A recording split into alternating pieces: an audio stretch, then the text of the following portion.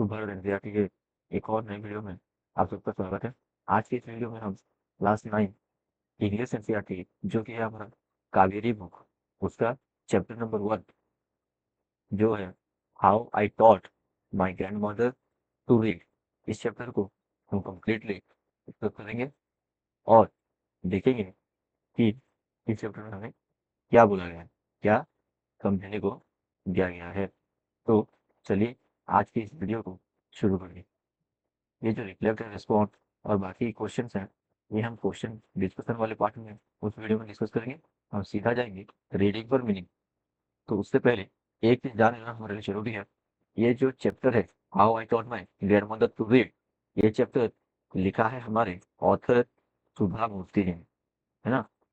सुधा मूर्ति, ये हमारे इस चैप्टर की ऑथर है और उन्होंने अपने और अपने ग्रैंडमदर के बारे में इस चैप्टर में हमें समझाया है। तो सुधा मूर्ति के बारे में हमें कुछ चीजें जानना जरूरी है। जैसे कि उनके बारे में पहली चीज होगी कि बॉर्न ऑन 19 अगस्त, ये सुधा मूर्ति जी की जो बर्थ थी वो 19 अगस्त 1950 को हुआ था। स्टेट ऑफ कर्नाटका, कर्नाटका में उनका जन्म हुआ है। ये बात हमें जानना बहुत जरूरी था।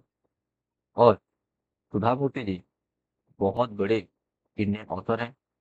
उसके साथ साथ इंडियन ऑथर, उसके बाद एक टीचर भी थे और एक सोशल वर्कर, इस हिसाब से भी उन्होंने काम कर रखा है। तो ये चीजें सुधा मूर्ति के बारे में हमें सबसे पहले जानना जरूरी था। उसके बाद उनका बहुत कंट्रीब्यूशन है हमारे लिटरेचर में, इसीलिए उनको कुछ अवार्ड दिए गए हैं गवर्नमेंट ऑफ इंडिया की तरफ से। तो सबसे पहला जो अवार्ड है वो आपका पद्मश्री अवार्ड है। ये चीज़ हमको जाननी बहुत जरूरी है क्योंकि हमें इस बुक के माध्यम से इंडियन राइटर के बारे में प्रमोट किया गया है। तो इंडियन राइटर को बहुत बढ़ावा दिया जा रहा है, तो हमें उन राइटर के बारे में जानना जरूरी था। तो पद्मश्री अवार्ड, उसके साथ साथ पद्म भूषण अवार्ड, ये दो अवार्ड हमारे राइटर सुधा मूर्ति जी को उनके जीवन में अच्छे कामों के लिए दिए गए थे। तो ये बात हम याद रखें, ठीक है। सबसे पहला कि सुधा मूर्ति जी born on 19 अगस्त 1950। सेकेंड चीज ऑन कर्नाटका। थर्ड चीज वो एक इंडियन ऑथर थी, टीचर थी, सोशल वर्कर थी और उनके अच्छे कामों के लिए उन्हें पद्मश्री और पद्म भूषण, ये दो अवार्ड दिए गए। अगर आपको कंप्लीटली सुधा मूर्ति जी के बारे में डिटेल में जानना है तो हम आप हमारे टेलीग्राम चैनल को जा सकते हैं। वहाँ पे उनके बारे में बहुत सारी अच्छी अच्छी चीजें जो कि हमें जाननी है वो सब पीडीएफ के माध्यम से अपलोड कर दिया गया है। तो चलिए फाइनली हमारे चैप्टर को शुरू करते हैं। तो यहाँ पे सबसे पहले सुधा मूर्ति जी ने कहा है, When I was a girl of about 12, I used to stay in a village in North Karnataka with my grandparents। तो कहने का मतलब है जब सुधा मूर्ति जी बचपन में थी, मतलब उनको जब 12 ईयर्स हो रहा था, तब वो गांव में रहा करती थी। नॉर्थ कर्नाटका के एक छोटे से गांव में रहा करती थी उनके पेरेंट्स के साथ। ग्रैंड पेरेंट्स जो कि आप यहाँ पे कह सकते हो दादा और दादी, अपने दादा और दादी के साथ गांव में रहा करती थी। उसके बाद those days the transport system was not very good. तो उस टाइम पे उस गांव तक ट्रांसपोर्टेशन का जो सिस्टम था, मतलब बस कार ये सब आने जाने के रास्ते बहुत खराब हुआ करते थे। सो वो use to get morning newspaper only in afternoon. मतलब क्योंकि उनके गांव तक आने का रास्ता बहुत खराब था, इसीलिए उनको जो न्यूज़पेपर सुबह मिलना चाहिए था वो न्यूज़पेपर आफ्टरनून में दोपहर को मिलता था। The weekly magazine use to come one day later. Weekly magazine मतलब एक वीक के बाद जो टोटल वीक का न्यूज़ रहता है, वो न्यूज़ जिसमें आता है उसे मैगजीन कहा जाता है। तो वो मैगजीन जब आना चाहिए उसके एक दिन बाद आता था। All of us would wait eagerly for the bus which used to come with the papers, weekly magazines and the post। मतलब गांव के जितने भी लोग हुआ करते थे सब बहुत ही ईगरली, ईगरली का मतलब हो जाएगा आपका विथ एक्साइटमेंट। मतलब यहाँ पे हम कह सकते हैं ये जो ईगरली है, ईगरली का मतलब एक्साइटमेंट हो जाता है। तो गांव के जितने भी लोग थे तो बहुत एक्साइटमेंट के साथ वेट क्या करते थे एक बस का। क्यों? क्योंकि बस के माध्यम से उनके गांव तक पेपर्स, उसके बाद वीकली मैगजीन और जिनके जिनके पोस्ट हुआ करते थे सारे पोस्ट उनके गांव तक आया करते थे। At the time Triveni was a very popular writer in Kannada language. मतलब त्रिवेणी कह के एक बहुत बड़ी राइटर हुआ करती थी उस टाइम में, जो कि कन्नड़ा लैंग्वेज में लिखा करती थी। She was a wonderful writer, her style was easy to read and very convincing. Her stories usually dealt with complex psychological problems in the lives of ordinary people and were always interesting. मतलब वो जो त्रिवेणी थी उनकी stories बहुत ही प्यारी हुआ करती थी। और साइकोलॉजिकल प्रॉब्लम मतलब ऐसे प्रॉब्लम जो हमारे माइंड से रिलेट करते हैं तो हम उसे कहेंगे रिलेटेड टू माइंड। तो उन प्रॉब्लम के सॉल्यूशन उनकी स्टोरी में आया करते थे, जो कि ऑर्डिनरी पीपल मतलब बहुत ही सामान्य लोग वो रिलेट कर सकते थे। तो इसी वजह से त्रिवेणी को बहुत ज्यादा प्यार मिला करता था। उसके बाद क्या हुआ है? उसके बाद unfortunately for Kannada literature she died very young. She मतलब त्रिवेणी, जो त्रिवेणी थी जो कि कन्नड़ा लैंग्वेज में बहुत ही प्यारी प्यारी स्टोरी लिखा करती थी, उनकी डेथ हो गई बहुत ही यंग एज में, जो कि कन्नड़ा लिटरेचर के लिए बहुत ही अनफॉर्चुनेट चीज था। मतलब यहाँ पे अनफॉर्चुनेट का मतलब ये हो गया आपका सैडली, मतलब बहुत दुर्भाग्य की बात थी। Even now after 40 years people continue to appreciate her novels। मतलब आज के दिन में जो त्रिवेणी हैं उनकी डेथ को ऑलमोस्ट 40 साल हो चुके हैं, फिर भी आज के दिन भी बहुत सारे लोग उनकी स्टोरीज को पढ़ते हैं, उनके नॉवेल्स को पढ़ते हैं और उसे अप्रिसिएट करते हैं, मतलब तारीफ करते हैं, सराहना करना, है ना, बहुत सराहना करते हैं आज भी। उसके बाद one of her novel called Kasi Yatra was appearing a serial in the Kannada weekly कर्मवीर में। तो एक बार की बात है, उनकी एक नोवेल जो कि है काशी यात्रा। तो सबसे पहले नोवेल, नोवेल का मीनिंग हो जाता है आपका लॉन्ग स्टोरी बुक, मतलब बहुत बड़ी स्टोरी, जैसे कि हम वेब सीरीज देखते हैं उस हिसाब से ये नोवेल पहले आया करते थे जो कि बुक के फॉर्म में हुआ करते थे और ये लंबे लंबे स्टोरीज थे। तो ऐसे ही एक स्टोरी नोवेल था, उसका नाम था काशी यात्रा, जो कि आया करता था कन्नड़ा वीकली कर्मवीर। एक कर्मवीर जो है वो वीकली मैगजीन का नाम है। उस कर्मवीर मैगजीन में हमारी त्रिवेणी की काशी यात्रा नामक नोवेल आया करती थी। It is the story of an old lady and her ardent desire to go to Kashi और वाराणसी। तो इस जो काशी यात्रा नोवेल था इसमें एक ओल्ड लेडी थी, मतलब एक बूढ़ी महिला थी, जो कि एर्डेंट, एर्डेंट मतलब वेरी स्ट्रॉन्ग या फिर कीन कह सकते हैं, हाँ। तो उनको एक डिजायर था, मतलब एक इच्छा थी कि उन्हें काशी या फिर वाराणसी घूमने जाना है। Most Hindu believe that going to Kashi and worshipping lord Vishweshwar is the ultimate punya. तो जितने हिंदू हैं वो सब मानते हैं कि अगर आप काशी जाओगे और वहां पे जाके आप लॉर्ड विश्वेश्वर से प्रे करोगे, वर्शिपिंग मतलब प्रेइंग, अगर आप जाके वहां पे वो लॉर्ड विश्वेश्वर जो कि हो जाते हैं हमारे लॉर्ड शिवा, उनसे आप प्रार्थना करोगे तो आपको अल्टीमेट पुण्य मतलब ग्रेटेस्ट रिलीजियस मेरिट, है ना, सर्वोच्च पुण्य वो आपको मिल जाएगा, ये मानना है। This old lady also believe in this and her struggle to go there was describe in the novel. मतलब ये जो बूढ़ी महिला थी वो भी यही मानती थी कि उसे अगर काशी या वाराणसी जाने का मौका मिले तो उसे भी सर्वोच्च पुण्य मिल सकता है। इसीलिए वो किस हिसाब से काशी जाने के लिए स्ट्रगल करती है अपनी लाइफ में, इस बारे में काशी यात्रा नामक नोवेल में त्रिवेणी जी ने लिखा था। In the story there was also a young orphan girl who falls in love but there was no money for wedding. तो उसी स्टोरी में एक यंग, है ना, एक जवान ऑर्फन गर्ल, ऑर्फन मतलब जिसका कोई पेरेंट्स नहीं होते, विदाउट पेरेंट्स मतलब माँ या बाप का नहीं, विदाउट पेरेंट्स। तो एक ऐसी यंग गर्ल थी जो एक बार लव में आ गई, है ना, मतलब उसे किसी से प्यार हो गया और उसके पास कोई मनी या कुछ नहीं था जिसके सहारे वो वेडिंग अगर शादी कर सके। In the end the old lady gave all her savings without going to Kashi. तो लास्ट में क्या होता है काशी यात्रा स्टोरी के, कि वो जो बूढ़ी महिला थी जो कि अपने पैसे बचा रही थी काशी जाने के लिए, वो सारा का सारा पैसा उस यंग ऑर्फन गर्ल को दे देती है जिससे वो अपनी वेडिंग कर सके। She says the happiness of this orphan girl is more important than worshipping Lord Vishweshwara at Kashi. मतलब ये बूढ़ी महिला लास्ट में कहती है कि इसकी जो खुशी है, किसकी, आपकी यंग ऑर्फन गर्ल की, इसकी खुशी मुझे लॉर्ड विश्वेश्वर जाके वहां पे वर्शिपिंग करने से भी ज्यादा खुश करेगी। माई ग्रैंड मदर क्रिस्टाका never went to school so could not read.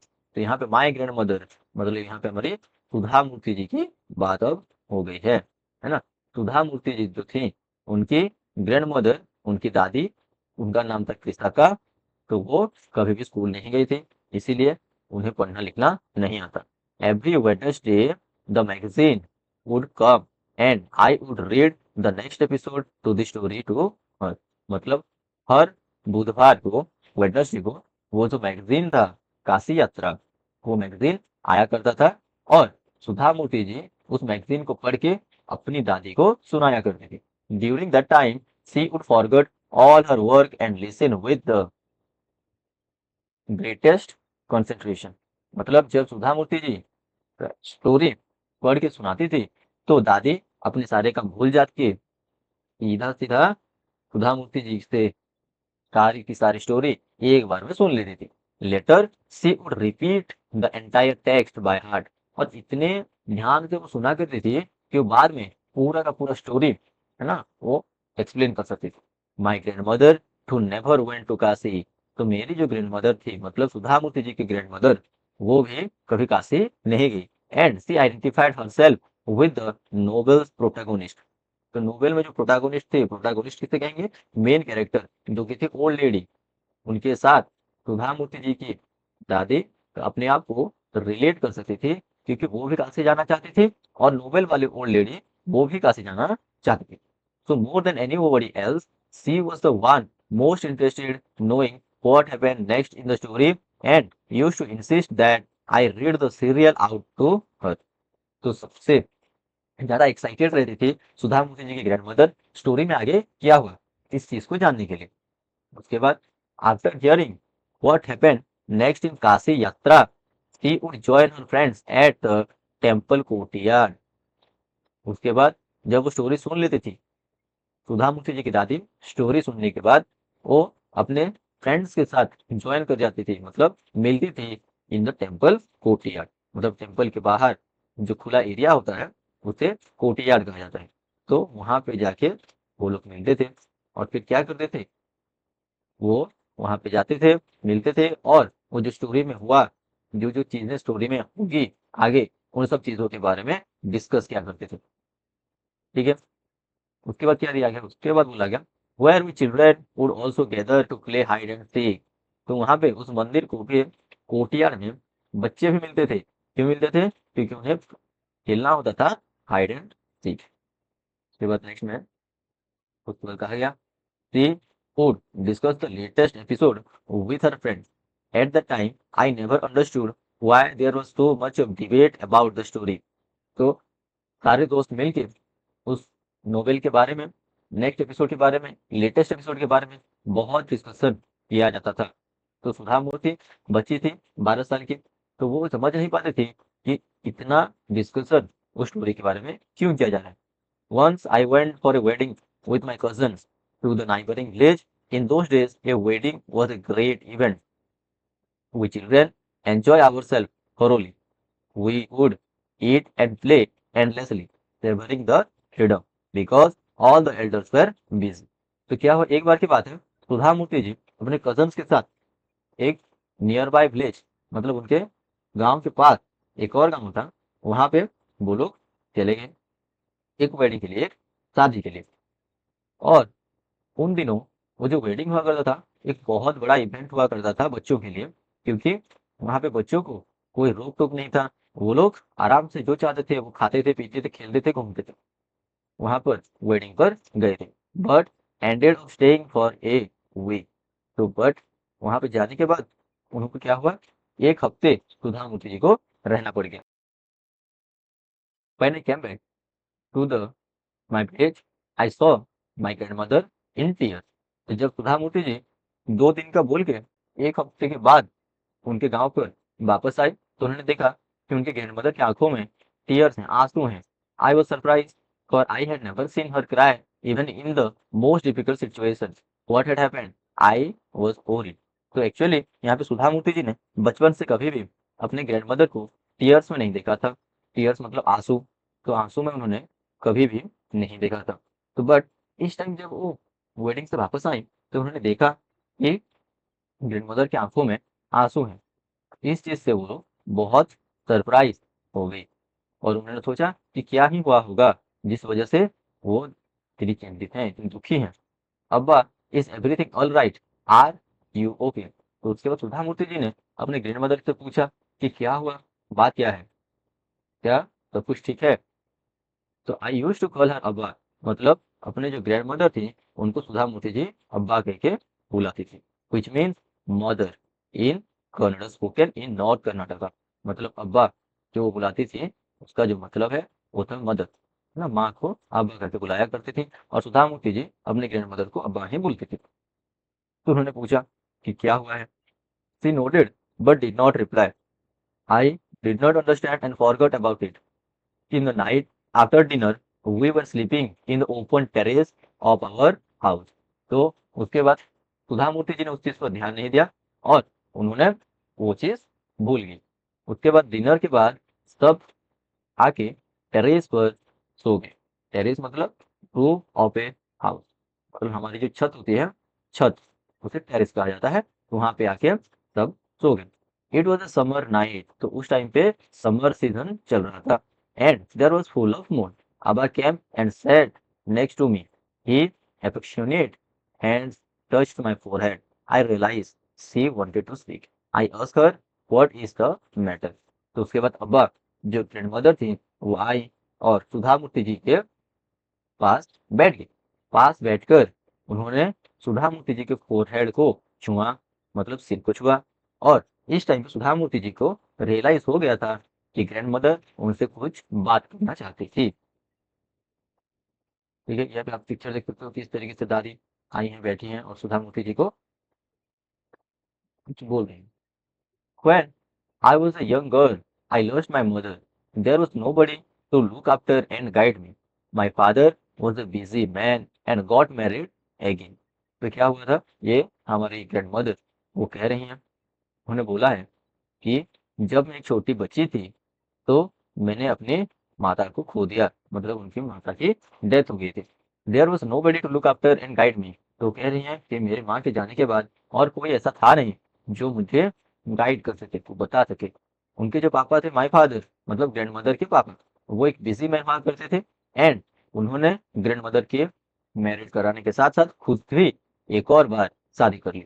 In those days people never consider education essential for girls. तो उन दिनों क्या हुआ था, लोगों का मानना था कि लड़कियों को एजुकेशन नहीं मिलना चाहिए। So I never went to school. क्योंकि ये मानना लोगों का था, इसीलिए कभी भी सुधा मूर्ति जी की ग्रैंडमदर दादी उनको स्कूल जाने का मौका नहीं मिला। I got married very young and had children. तो उन्होंने कहा कि मेरी जो शादी है वो बहुत ही कम एज में कर दी गई और उसके बाद मेरे बच्चे हो गए। I become very busy later, I had grand children.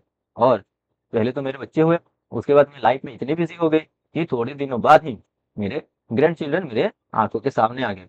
And always felt so much happiness in cooking and feeding all of you. तो वो कह रही हैं कि मुझे हमेशा से इन कामों में, घर के कामों में बहुत खुशी मिला करती थी। At times I use to regret not going to school. But अब मुझे ये रियलाइज हुआ है कि मैंने जो स्कूल नहीं गई, इस चीज को मुझे बहुत हर्ट कर रहा है, मतलब मुझे बहुत दुख दे रहा है। So I made sure that my children and grandchildren studied well. तो उस चीज को ध्यान में रखते हुए मैंने इस बात का पूरा ख्याल रखा है कि मेरे जो बच्चे हैं, मतलब ये सुधा मूर्ति जी की ग्रैंड मदर बोल रही हैं कि मेरे जो बच्चे और मेरे ग्रैंड चिल्ड्रंस है ना, पोता और पोती, ये सब अच्छी पढ़ाई करें, ये उन्होंने मेड श्योर किया था।